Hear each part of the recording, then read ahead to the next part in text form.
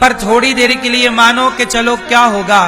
तो ये बताओ, भागवत आप लोग सुनेंगे, इसमें आपका नुकसान भी तो नहीं है, मोक्ष तो होगा ही, पर बताओ नुकसान क्या है।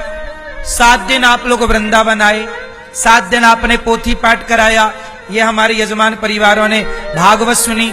ये बताओ कि यदि भागवत जी सुनने से कोई फायदा नहीं भी हुआ, माना कि, तो ये बताओ नुकसान क्या हुआ आपका, क्या नुकसान हुआ। ये 7 दिन आप भगवान के धाम में रहे, कीर्तन हुआ, कथा हुई, आपका हृदय पवित्र हुआ, पाप से बचे, शांति मिली कि नहीं इन 7 दिनों में। आपके इतने से ज्यादा कितने पैसे आपके ऑलरेडी कामों में खर्च हो जाते हैं, बोलो हां। पैसे तो कोई बचा ही नहीं पाता, कहीं ना कहीं पैसे अपने रास्ता ढूंढ लेता है, इसलिए पैसा तो जाएगा। किसके पास रहा है पैसा, आता ही जाने के लिए, लेकिन पैसा यदि अच्छे कामों में लग जाए तो पैसा जाने के बाद भी लक्ष्मी माता उसके पास से कभी नहीं जाती जो अपनी लक्ष्मी का पैसे का सदुपयोग करता है। लक्ष्मी सदा उसका साथ देती, जो पैसे का दुरुपयोग करता है लक्ष्मी उनका साथ छोड़ देती। बोलो हां। आप किसी रोट को भोजन कराओगे, किसी और के बारे में सोचोगे, तो क्या लक्ष्मी आपका साथ छोड़ेंगी? उत्तर दो। और यदि लक्ष्मी साथ छोड़ देंगी तो सवाल माता लक्ष्मी पर खड़ा हो जाएगा कि माता आपने सच्चे का साथ नहीं दिया, इसलिए लक्ष्मी पर सवाल खड़ा हो सकता है। इसलिए लक्ष्मी माता कभी उसका साथ छोड़ती ही नहीं है जो दूसरों के बारे में सोचता है। याद रखिएगा, जिस दिन से आप ना दूसरों के बारे में सोचेंगे कि भैया पहले वो खाए बाद में मैं खाऊं, पहले उसका पेट भरूं फिर मैं अपना पेट भरूं, पहले वृद्ध माओ का पेट भरे फिर मेरा। आप जब सोचेंगे दूसरों के बारे में, लिख के दूंगा मैं कि लक्ष्मी आपके घर में बढ़ेंगी, घटेंगी कभी नहीं। दानम दुर्गति नाशनम, दान करे धन ना घटे, जो सहाय रघुवीर। सुदामा ने कृष्ण को 4 मुट्ठी चिवड़ा दान कर दिया।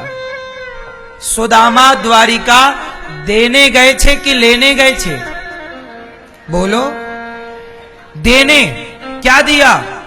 4 मुट्ठी चावल, चिवड़ा 4 मुट्ठी दिया। तो क्या हुआ? दान करने से सुदामा का घटा कि बढ़ा? इतना बढ़ा कि सुदामा सोच नहीं सकते। इतने से चावल देकर इतना वैभव पा लिया सुदामा ने, ये देने का ही तो फल था। जब तक नहीं दिए तब तक क्या मिला? गुजरती रही सारी जिंदगी गरीबी में, लेकिन जिस दिन देने का भाव रखा मिलना स्टार्ट हो गया। जब तक आप देने का संकल्प नहीं लोगे तब तक ईश्वर बैठा है लिए कि तुम नहीं दे रहे हो तो मैं कैसे दे दूं। बाकी उतना तो ईश्वर देगा ही जिससे तुम्हारा गुजारा होता रहे, पर जीवन में और चाहिए तो किसी के बारे में सोचिए।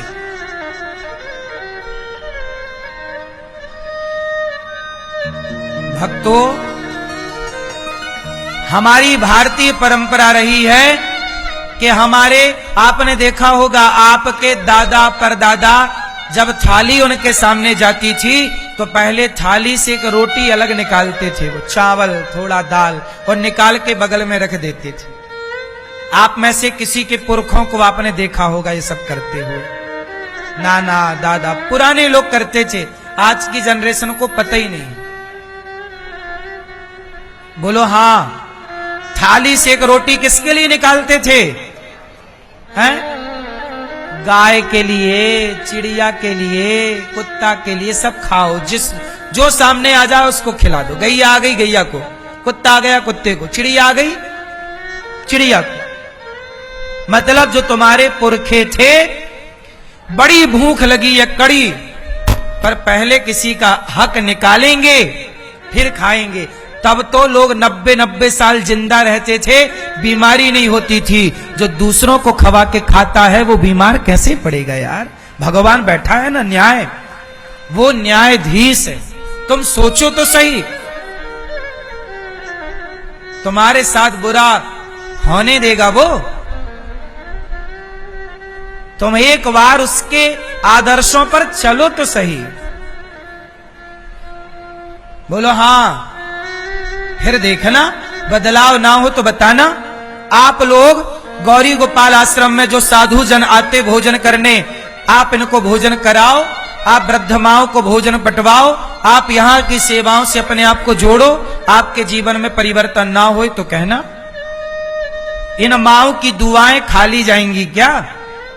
साधु को रोटी खवाओगे तो आशीर्वाद खाली जाएगा क्या? दुआएं कभी खाली नहीं जाती। मां की दुआ कभी खाली नहीं जाती। ये बात भगवान से भी टाली नहीं जाती। बर्तन मांज कर 4 बच्चों का पेट भरती है मां, पर विडंबना देखो, उन 4 बच्चों से एक बूढ़ी माता पाली नहीं जाती। बड़ा दुर्भाग्य है।